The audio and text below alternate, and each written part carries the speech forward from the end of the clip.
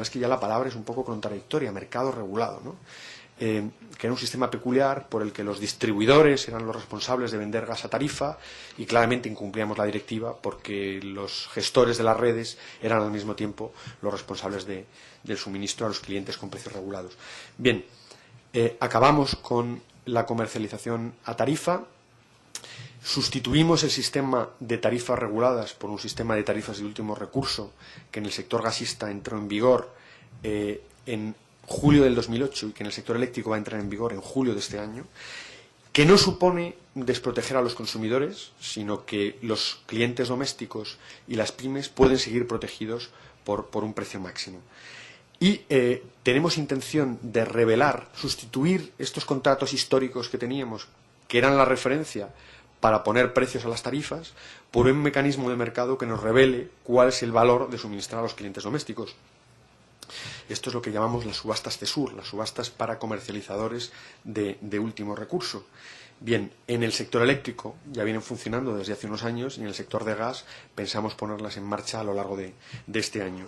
Y además la directiva nos permitió simplificar la cadena de comercialización, que era excesivamente compleja. Fijaos que los contratos aguas arriba eran de gas natural, que a su vez vendía el gas a Enagas, que era el transportista, gestor técnico del sistema y responsable a nivel mayorista de la comercialización regulada, que a su vez revendía el gas a los distribuidores, que a su vez, que vuelve a ser gas natural, que a su vez revendía el gas a los clientes. Bueno, entendimos que había formas de simplificar, eliminando el papel de Enagas como comercializador mayorista a tarifa y cumpliendo la directiva, que impedía que los transportistas participaran como intermediarios o como responsables finales en el suministro de energía. Bien, la transposición de las directivas nos sirvió para hacer muchas cosas más. Abrimos las puertas para construir infraestructuras fuera de la red básica. Hasta entonces, el responsable de las infraestructuras dentro de la red básica era exclusivamente Enagas y entendimos que la realidad había demostrado que las inversiones no habían seguido el ritmo de la demanda y, por lo tanto, no parecía disparatado abrir la posibilidad a que hubiera promotores fuera de la red básica financiando proyectos con su propio riesgo y, en lugar de recuperar las inversiones a través de un acceso de terceros obligatorio, fuese un acceso de terceros negociado. Eso se permitió en la transposición de las directivas. Creamos una oficina para fomentar el cambio de suministrador, creamos un comité de seguimiento de crisis energética que permitiera coordinar al gestor técnico del sistema gasista con el operador del sistema eléctrico, porque había cada vez mayor interrelación entre ambas fuentes de energía primaria y, curiosamente, pues los gestores durante algún tiempo iban por libre y alguna vez se nos ocurrió sentarnos y las hipótesis que hacía uno para la ola de frío pues no coincidían con las que hacía el otro. Entonces parecía razonable sentarlos institucionalmente para coordinar sus actuaciones. Sometimos los planes de inversión de las empresas a autorización administrativa porque hasta entonces la planificación determinaba las infraestructuras que era necesario hacer, pero a partir de ese momento eran los transportistas los que decidían el ritmo. Entonces, cuando un transportista tiene que decidir entre hacer unas infraestructuras antes y otras después, pues cabe la posibilidad, legítima sin duda, de hacer primero las más rentables y después las menos rentables. Y puede que las menos rentables sean las más urgentes para la seguridad de suministro del sistema. Entonces, alguna opinión tiene que tener la autoridad regulatoria sobre el ritmo al que se hacen las inversiones. Bien, incluso dimos un paso más en la cesión de competencias a las comunidades autónomas, de forma que los gasoductos de la red secundaria se planifican a nivel estatal, pero son autorizados por parte de las comunidades autónomas. Hicimos algo que creo que vale la pena que os cuente, que fue racionalizar las existencias mínimas de seguridad, porque este era un tema también interesante. Resulta que en el año 2005 en España los comercializadores estaban obligados a tener 35 días de su consumo en forma de existencias mínimas de seguridad. Y no cabían. En ese momento no cabían en el sistema. Entonces la obligación era incumplible. Y claro, cuando uno tiene una obligación que es incumplible, pues no puede sancionar porque es incumplible. Con lo cual estábamos en el peor de los mundos. Y recuerdo cuando le propusimos al ministro, en aquel momento de crisis donde no había gas, que para darle seriedad al sistema había que reducir las existencias mínimas de seguridad. Y recuerdo que nos dijo, ¿y cómo vamos a explicar esto? ¿No? Es decir, ¿cómo en un momento en el que falta gas respondemos o regulamos una menor obligación? Y era precisamente porque la medida provocaba lo contrario de lo que se quería. Es una obligación, si no es cumplible, no es sancionable, y si no es sancionable, pues el incentivo a incumplirla es mayor. Bien, hicimos muchas más cosas. Finalmente abordamos la asignación de los almacenamientos subterráneos con criterios de mercado. Hasta entonces, los almacenamientos subterráneos se repartían entre los operadores en base a las ventas de los años anteriores.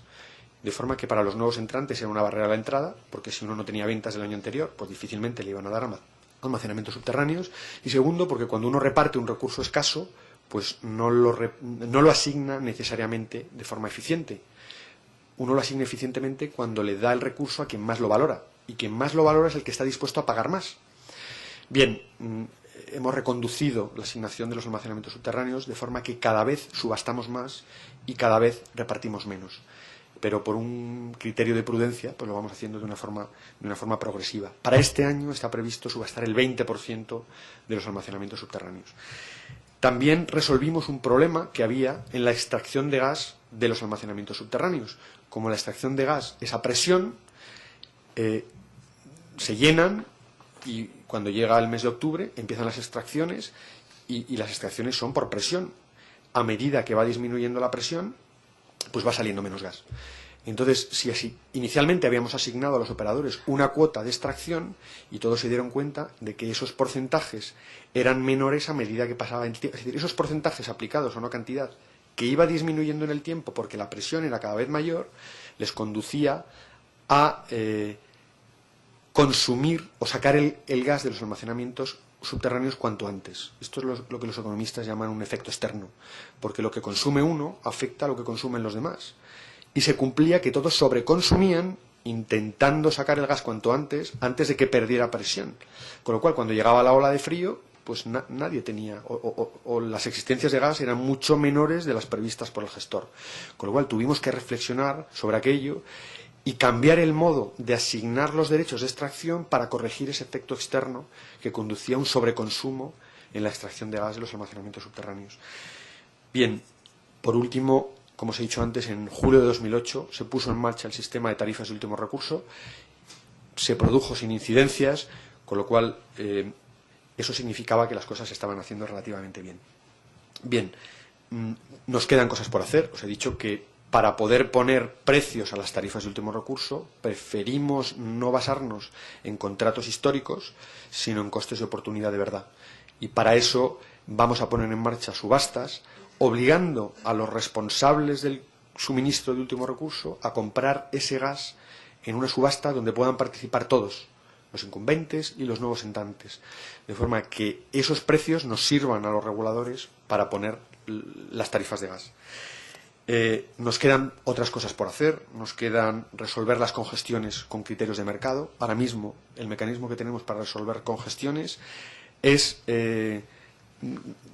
dando la responsabilidad al gestor técnico del sistema gasista, que utiliza su criterio como mejor entiende, pero no necesariamente es un criterio de mercado y por tanto no es un criterio eficiente, con lo cual nos queda como asignatura pendiente modificar los mecanismos de asignación de las capacidades y de resolución de las congestiones en base a criterios de mercado. Bien, para concluir, pues simplemente deciros que en muy pocos años hemos pasado de un sistema gasista que era realmente un caos, donde de forma efectiva nos estábamos quedando sin gas, no sabíamos quién nos dejaba sin gas, no sabíamos quién tenía gas en el sistema, no podíamos calcular balances, los precios, las tarifas no reflejaban costes de oportunidad, todo el mundo tenía incentivos a llevarse el gas y a dejar a sus clientes desabastecidos, y lo hemos ido ordenando y hemos demostrado que el mecanismo de mercado como mecanismo de asignación de los recursos en el sistema energético es absolutamente compatible con la garantía de suministro si se regula bien. Y creemos que hemos mejorado la regulación para que el sistema gasista funcionara en España de forma correcta.